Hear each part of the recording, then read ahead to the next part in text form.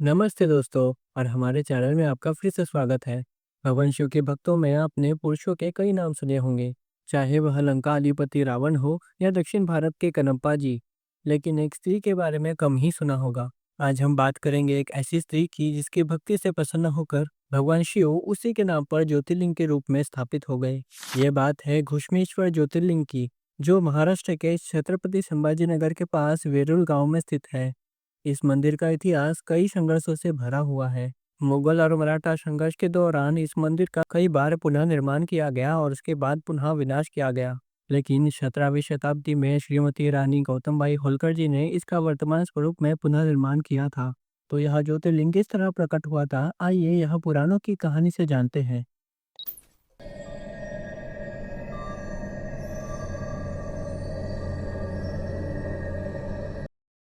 एक समय दक्षिण दिशा में श्रेष्ठ देवगिरी नाम का एक महान पर्वत विराजमान है।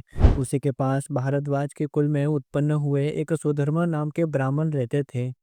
वे देवता और अतिथियों का पूजन करने वाले, नित्य शिव कर्म करने वाले और शिव भक्तों के अति प्रिय थे। इस प्रकार धर्म का आचरण करते हुए उस सुधर्मा का बहुत सा समय बीत गया, किंतु उन्हें पुत्र उत्पन्न नहीं हुआ। तब भी तत्व के ज्ञाता उन सुधर्मा को थोड़ा भी दुख नहीं हुआ।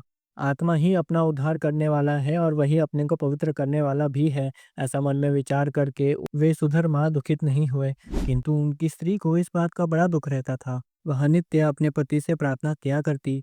तब वह सुधर्मा अपनी स्त्री को डांटकर कहता कि पुत्र क्या करेगा, कौन किसकी माता है और कौन किसका पिता है, कौन पुत्र है और कौन भाई है। तीनों लोकों में सभी स्वार्थ का ही साधन करने वाले हैं। ऐसा बुद्धि में विशेष रूप से समझो और चिंता मत करो। इस प्रकार उसे मना करके वह सुधर्मा शिव धर्म में निरत रहकर दुखों का त्याग कर दिया। किसी समय सुदेहा अपनी सखियों की गोष्ठी में सम्मिलित होने के लिए अपने पड़ोसी के घर गई। उस पड़ोसी की स्त्री ने पुत्र न होने के कारण सुदेहा को बहुत बुरी तरह से धिक्कारा। उन सब स्त्रियों से अपमानित होकर वह सुदेहा अपने घर आई और अपने पति से सारी बात कहने लगी। वह सुधर्मा फिर भी दुखी नहीं हुआ। उसने कहा कि जो होनहार है वही होता है। कई बार समझाने के बाद भी उसे सुदेहा का दुख दूर न हुआ और वह अपने शरीर को त्यागने की धमकी देने लगी। सुधर्मा ने यह बात सुनकर चित्त में भगवान शिव का स्मरण किया और इसके बाद 2 फूल लाकर अग्नि के सामने रख दिया। उसने दाहिने वाले पुष्प को मन में पुत्रदायक समझा। इस प्रकार संकल्प करके उसने अपनी पत्नी से कहा कि पुत्र फल के लिए इन दोनों में से एक पुष्प को उठाओ। जो पुष्प पुत्र के लिए चुना गया है वही मेरे हाथ आए। ऐसा सोच के सुदेहा ने शिव और अग्नि को प्रमाण मान के उनकी प्रार्थना से एक पुष्प उठा लिया। पर शिव इच्छा के कारण सुदेहा ने उस पुष्प को नहीं उठाया जिसे उसके पति ने सोचा था। उस सुधर्मा ने लंबी सांस ली और अपनी स्त्री से कहा कि ईश्वर ने जो रच दिया है वह अन्यथा कैसे हो सकता है। अब तुम पुत्र की आशा छोड़ो। परंतु उस सुदेहा ने आग्रह नहीं छोड़ा। उसने अपने पति से कहा कि आप मेरे आग्रह से दूसरा विवाह कर लीजिए, उससे आपको निश्चय ही पुत्र होगा। सुधर्मा के मना करने पर भी उसने अपनी बहन को घर लाकर अपने पति से कहा कि आप इसी से विवाह कर ले। उसने कहा कि इस समय तो तुम इससे मेरा विवाह कराना चाहती हो, किंतु जब इसका पुत्र होगा तब तुम इससे ईर्ष्या करने लगोगी। सुदेहा की बहुत प्रार्थना किए जाने पर उस सुधर्मा ने विवाह विधि के द्वारा उस घुष्मा का पानी ग्रहण कर लिया और अपनी पहली पत्नी से कहा कि यह तुम्हारी छोटी बहन है, अतः तुम्हें इसका सदा भरण पोषण करना चाहिए। वह घुष्मा अपनी बहन की आज्ञा से नित्य 101 पार्थिव शिवलिंग का निर्माण करती और फिर विधि पूर्वक 16 उपचार से पूजन करके पास में स्थित तालाब में उसे जाके विसर्जित कर देती थी।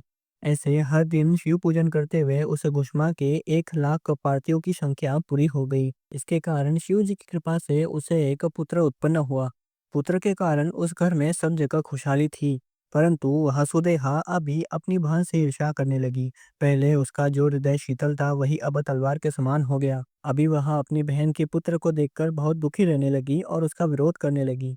सब लोग उस घुष्मा के पुत्र की प्रशंसा करते, यह सुदेहा को सहन न होता। बहुत समय तक ऐसा चलता ही रहा। फिर विवाह के योग्य होने पर सुधर्मा ने अपने पुत्र का विवाह संपन्न कर दिया।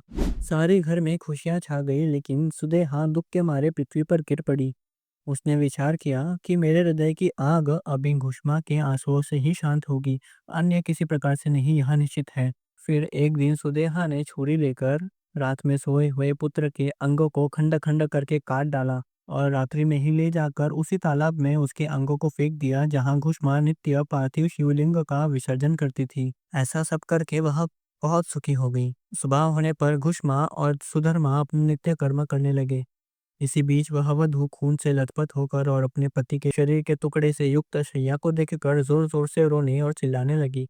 वह सुदेहा भी बाहर से दुख प्रकट करके बहुत विलाप करने लगी, पर भीतर से बहुत प्रसन्न हुई। किंतु घुष्मा अपने बहू के दुख को सुनकर भी नित्य पार्थिव पूजन रूप व्रत से विचलित नहीं हुई। उसके मन में थोड़ा भी दुख नहीं हुआ। उसने मन में सोचा कि जिन्होंने यह पुत्र दिया है वे ही इसकी रक्षा भी करेंगे। वे भक्तवत्सल, काल के भी काल और सज्जनों की रक्षा करने वाले कहे गए हैं। यदि हमारी रक्षा करने वाले एकमात्र वही प्रभु है, तो हमें चिंता करने की क्या आवश्यकता। और पहले की ही तरह शिवलिंग का विसर्जन करने के लिए वह तालाब के निकट गई। पर वहां से लौटते वक्त उसने वहां अपने पुत्र को खड़े देखा। उस पुत्र ने कहा कि माँ, मैं तो मर गया था, किंतु तुम्हारी पुण्य के प्रभाव से और शंकर जी की कृपा से अब जीवित हो गया हूँ। मगर वह घुष्मा अपने पुत्र के जीवित होने पर वैसी ही अधिक प्रसन्न न हुई जैसे कि उसके मरने पर दुखी न थी। इसी समय वहां संतुष्ट होकर शिव जी शीघ्र प्रकट हो गए और अपने भक्त की परीक्षा लेते हुए वे कहने लगे कि तुम वर मांगो। उस दुष्टा ने इसे मारा था, अब मैं अपने त्रिशूल से उसे मारूंगा। तब वसुदेहा ने कहा कि आप मेरी इस बहन की रक्षा कीजिए, क्योंकि आपके दर्शन मात्र से पाप नहीं रह जाता, इसलिए आपका दर्शन करते ही उसके सभी पाप दूर हो गए हैं। जो पुरुष अपकार करने वालों के प्रति भी उपकार करता है, उसके दर्शन से सारे पाप भाग जाते हैं। मैंने भगवान का ऐसा अद्भुत वाक्य सुना है, इसलिए जिसने जैसा किया वह वैसा करे। उसकी ऐसी बातें सुनकर शिव जी और भी प्रसन्न हो गए और कहने लगे कि आप तुम कोई भी अन्य वर मांगो, मैं दूंगा। तब घुष्मा ने कहा कि आप संसार की रक्षा के लिए यहाँ पे मेरे नाम से स्थित हो जाइए। शिव जी ने कहा कि मैं तुम्हारे नाम से घुष्मेश्वर के रूप में यहाँ सदा निवास करूंगा और सबको सुख प्रदान करूंगा। इसी प्रकार शिव जी ने और कई वरदान घुष्मा को दिए। ऐसा कहकर शिव जी वहां ज्योतिर्लिंग रूप से स्थित हो गए। वे घुश्मेश्वर नाम से विख्यात हुए और वह तालाब शिवालय नाम से विख्यात हुआ। उस समय वहां पर आए हुए सुधर्मा, सुदेहा, घुष्मा ने बड़ी शीघ्रता से शिव जी की 101 बार परिक्रमा की। तो दोस्तों, इस प्रकार घुश्मेश्वर नामक यह शिवलिंग उत्पन्न हुआ। उसका पूजन और दर्शन करने से सुख की सदा वृद्धि होती है। और इस तरह ही 12 ज्योतिर्लिंग की यात्रा आज समाप्त हुई। ये हमारा आखिरी वीडियो था। तो अगर आपको यह वीडियो पसंद आया हो तो इसे लाइक करें और शेयर करें। और आज के लिए इतना ही। मिलते हैं अगली वीडियो में अगली कहानी के साथ। हर हर महादेव।